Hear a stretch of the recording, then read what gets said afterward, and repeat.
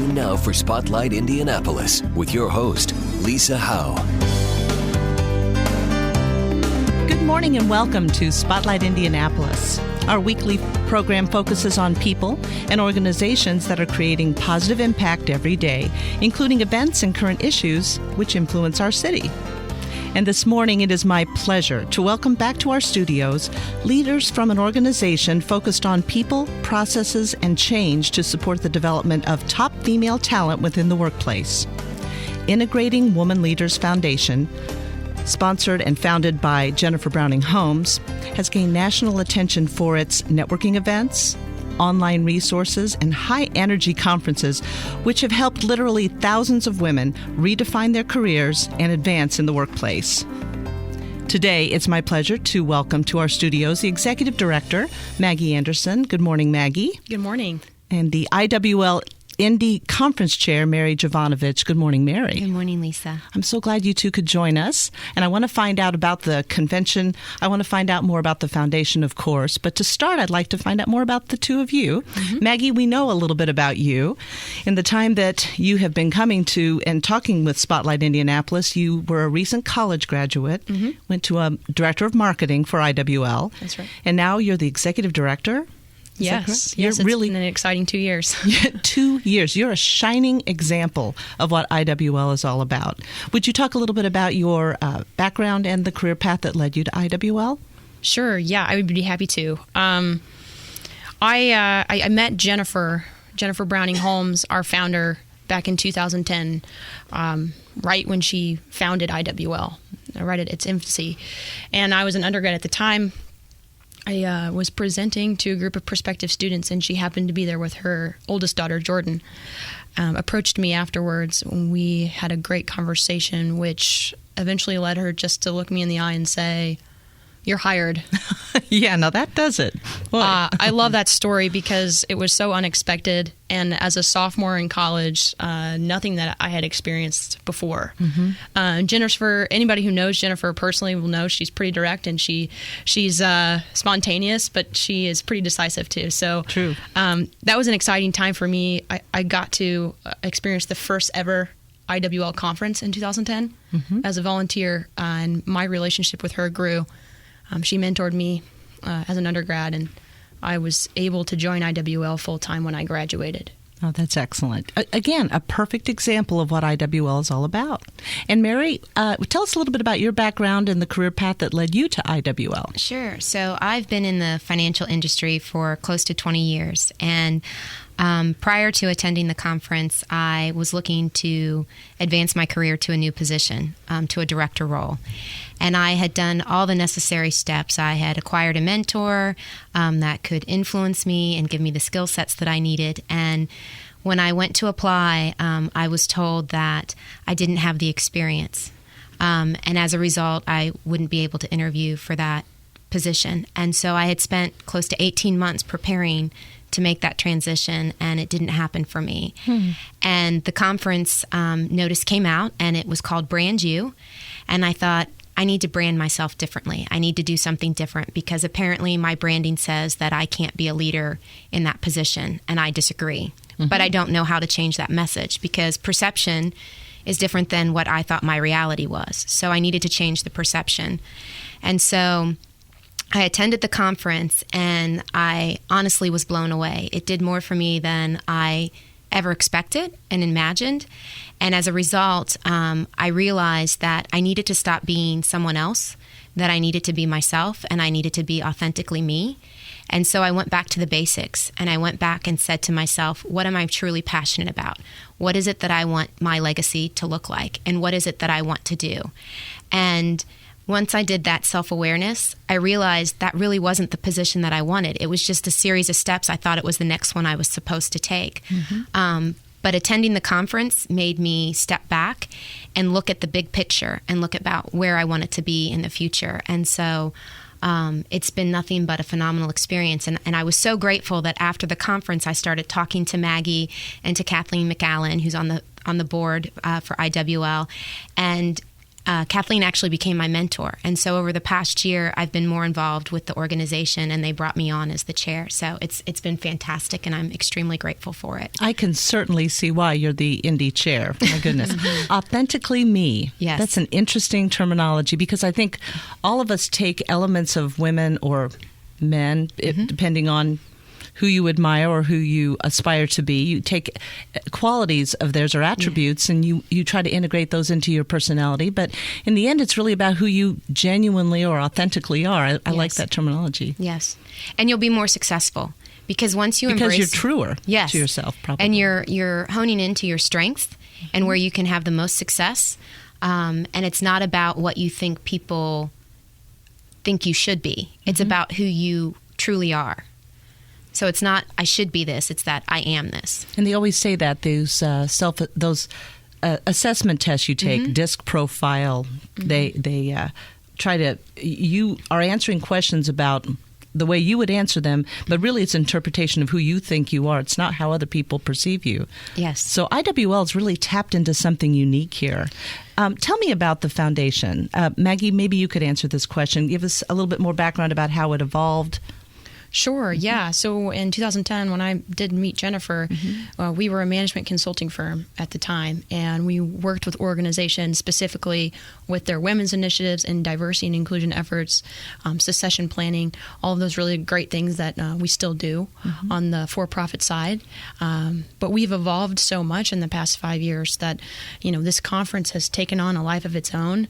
It's impacted people like myself and Mary, and we just love what it's become and where it's going. So at our core, our mission is about developing women through empowerment, support, and connections. Okay. And that mission, it truly is charitable in nature. So that's where we had our vision for the company, is to be a nonprofit. And last year we went through that entire process, and as of July, we were a nonprofit. So we are continuing to kind of grow and develop in that. We're almost starting from scratch in some ways, finding ourselves in that.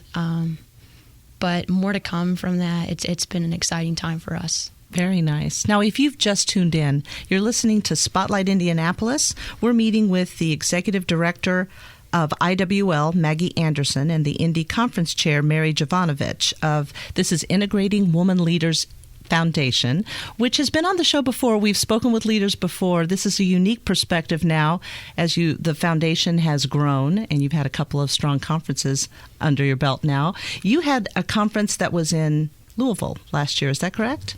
Yeah, just this May. This May. And how? It wasn't last year. It was this past May. It was. How many people attended? We had 250 leaders attend that conference, which was our goal. It was our first time ever expanding beyond Indiana. Again, one of those things that we had in our vision for down the road. And honestly, I couldn't be more proud of the IWL team for making that happen. The level of support that we received from the Louisville community was overwhelming. That's great. Wonderful sponsorship support, and just a really great community that I'm happy to be now a part of. That's excellent. Tell us about the construction of the conference. Is it a general session, workshops? Mary, you want to take this? What I'm most proud about is that we utilize local leaders as opposed to bringing in a lot of guests from outside of Indianapolis. And what makes it special is the fact that you can actually connect with those leaders and then stay in contact with those leaders, because those leaders are willing to become mentors and give advice. And it's been amazing. Roche, for example, they did a presentation at the Brand U conference last year, and they were talking about some of their women's mentoring programs that they have. And I reached out to the speaker and sent an email, and she sent me the package of information, and she said, please go ahead and utilize this in any capacity that you'd like. And so that's different than any other conference that I've attended. And I've gone to women's conferences in California and in Ohio, and they don't offer those same opportunities. So we do have local leaders. We have keynote speakers that do the presentation. Carla Harris is our main keynote speaker this year. And then we have the various breakout sessions, and you pick. So there's different sessions that you can pick from depending on what your current position is. You can either do like individual contributor, you might be a manager, or you could be senior executive leadership. And if you're trying to move to the manager role, if you're an individual contributor, you could go to those breakout sessions. It's you pick what you want. So you receive the information ahead of time. You know the variety of speakers, and you have to register for the workshops. That is correct. When you're there, if you happen to connect with somebody and say, oh, I should have been a part of this, can you jump over to other sessions, or is it just based upon availability at that point? It's based on availability. Yeah. Mm-hmm. We try to be understanding, but we also want to be respectful of the speakers that we have to make sure that they have people in attendance. So it just depends. Certainly. And the day starts about what time in the morning? In Indianapolis, it starts at 8 a.m., so we encourage everyone to come at 7. Probably. Have plenty of time for networking. That's one of the things that we want to focus on intently, too, is not just the breakout sessions, because you are going to be bombarded with wonderful information all day, but also really working on making those connections that day. Well, especially with the leaders you're pulling in. You're bringing in people who, they don't necessarily do this professionally. They want to be mentors. Yes. That's a great difference with your conference from other ones then.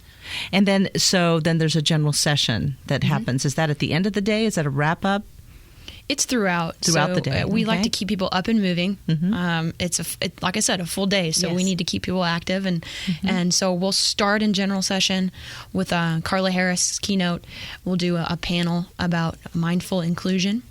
Then we'll break out throughout the day into those 3 breakout sessions, with keynote from Karen Huff in the middle of that, as well as lunch, and then ending the day with Melanie Dreyer, chair of Trinity Health, and another panel on mentoring. Okay, great. And the theme for this year's convention?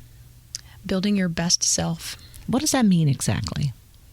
Well, I think it goes back to a lot of what Mary was saying. It goes back to you being authentic and you being the best person that you could be, and understanding you and accepting you for who you are and the gifts that you've been given, and to utilize those gifts and to give back to the community.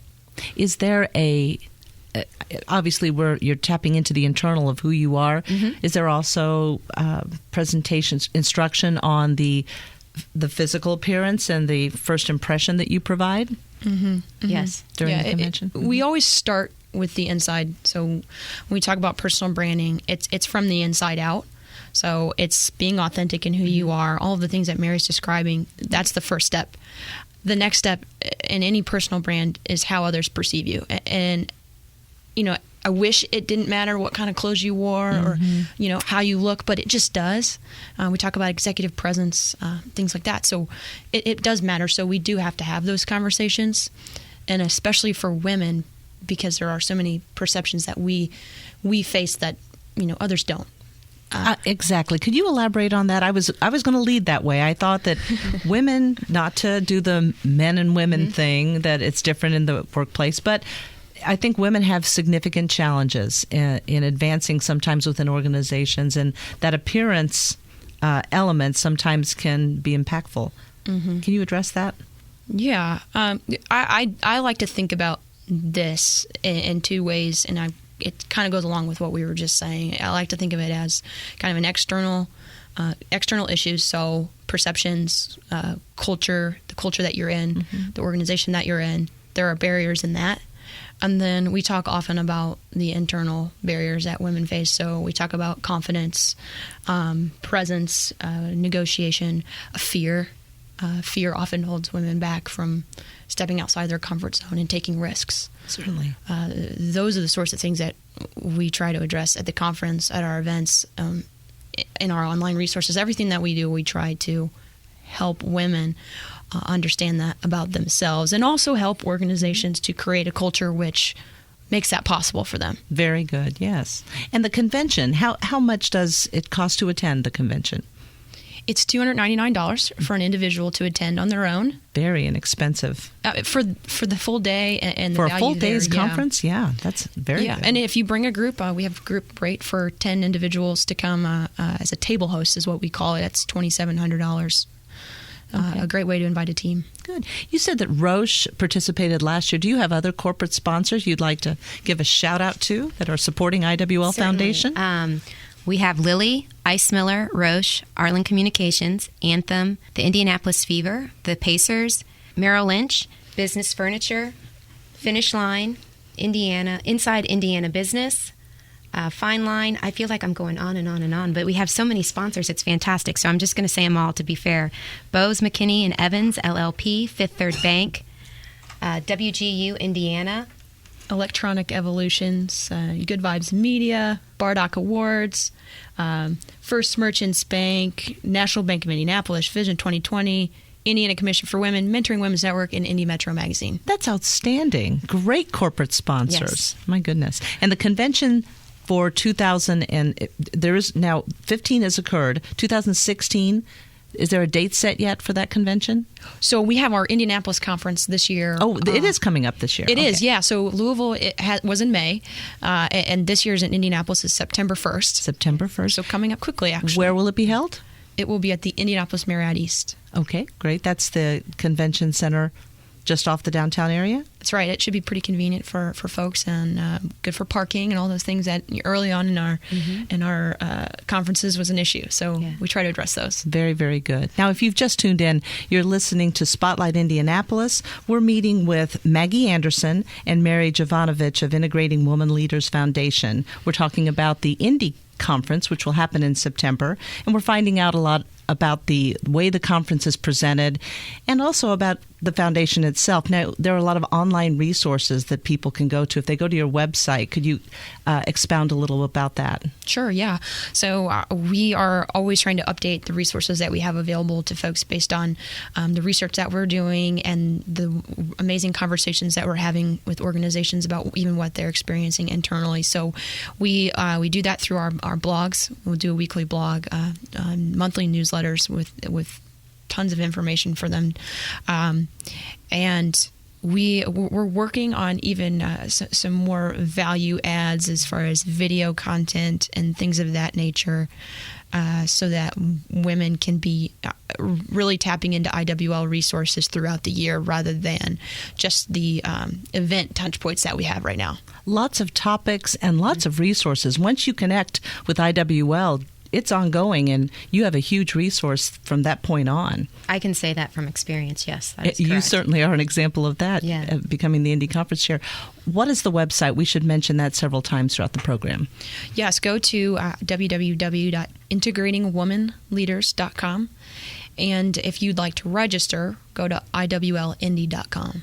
Perfect. Okay. Now, there are a lot of topics that you discussed, and I know that over the past several years, there is a unconscious bias has become one of the focus points of diversity and inclusion in the workplace.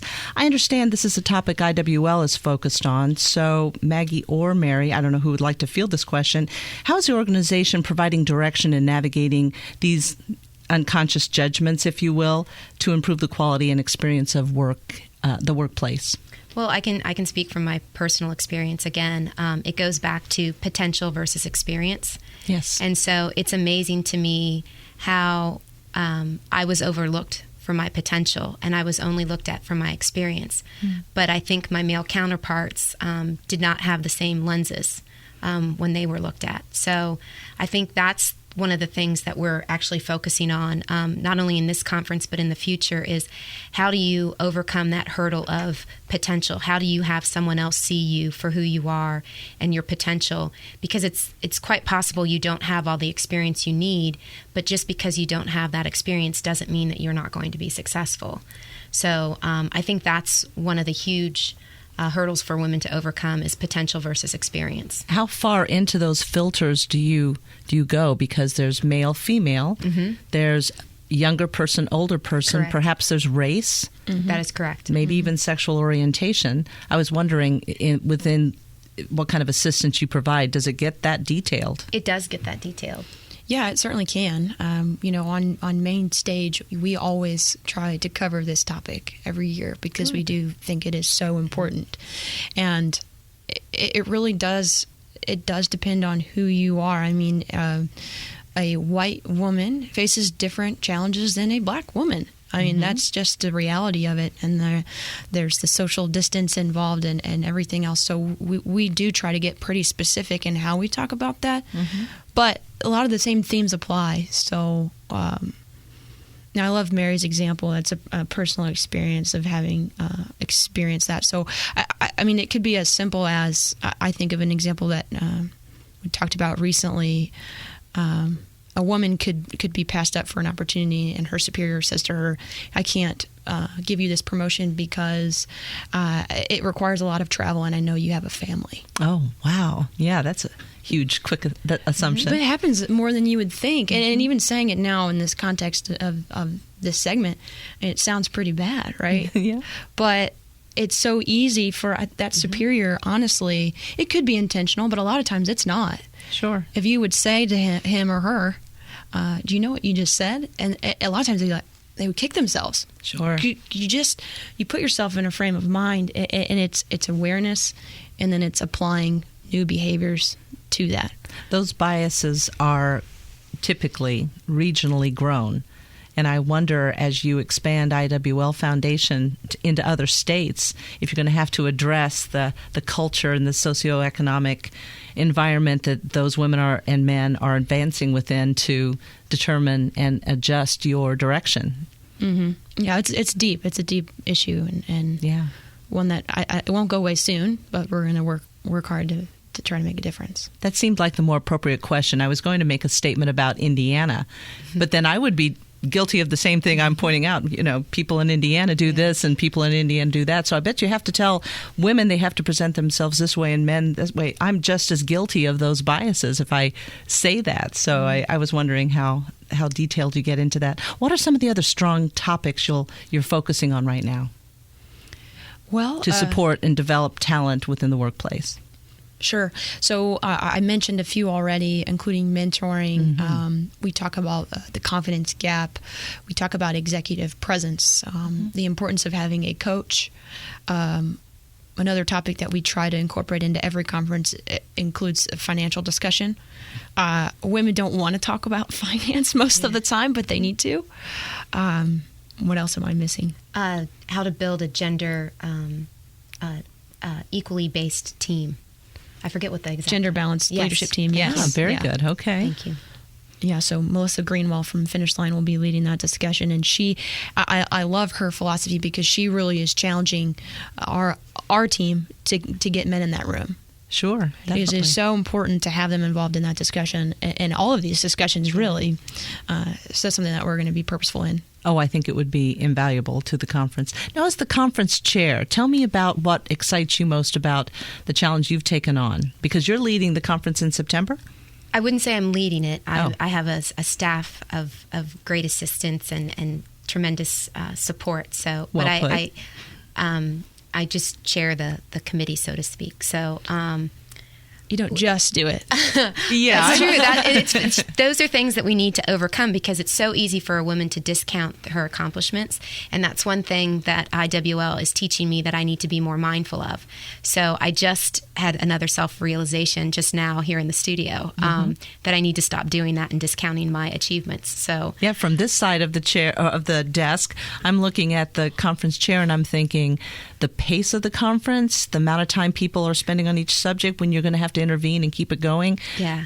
The total takeaway from that conference is kind of on your shoulders. That is true. So do you want to resign now? Have I scared you to death? No, not at all. Because in the end, what excites me the most is that I know that there are 550 women that are going to leave that conference changed. And so all the energy and effort and any of the hiccups and any of the roadblocks or anything that could possibly take place, it doesn't really matter to me because in the end, I know that we're going to impact these women in a positive way, and I know that we're going to make a difference, and that's all that matters to me. And the speakers that we're bringing in, one speaker that we didn't mention, and a topic is leading under crisis, Allison Barber from WGU University. She is phenomenal, and her story is powerful, and it's fantastic to watch these people do their presentations, not only for what they say, but how they present themselves. So you can even watch them and learn how you can better present yourself and how you can get up in front of people and talk and how you should be positioning yourself with your hands and your shoulders and your body movements and things of that nature. So there's so many elements of influence for this conference, and that's what I get the most excited about. Certainly, how you respond in a crisis, how you lead in a crisis situation situation really draws back to that authentic you. You can't, at that point, when everything is either falling apart or ramping up or happening too quickly or out of control, that's when the authentic you comes out. Exactly. And recognizing it and building on brand you is what IWL is all about. Absolutely. Yeah. Good. Now, we're getting close to the end of the show, and I want to make sure that I, again, give the website one more time. IWLindy.com. Okay, good. And what are some of your goals for the future now? Well, we've come a long way, I would even say, in the last year. And of all people to ask this, the woman who's jumped to all these positions, what are your personal goals and the goals for IWL? Personally, I'm so excited to be in the position I am because I think and hope that the board put me in this position because I want to continue to push us forward. I just, since the beginning, I've seen the potential of IWL and the people that get around this mission, and it's incredible and it's powerful. So for this year, I want us to, of course, make the Indianapolis Conference the best conference it can be, and it will be better than ever.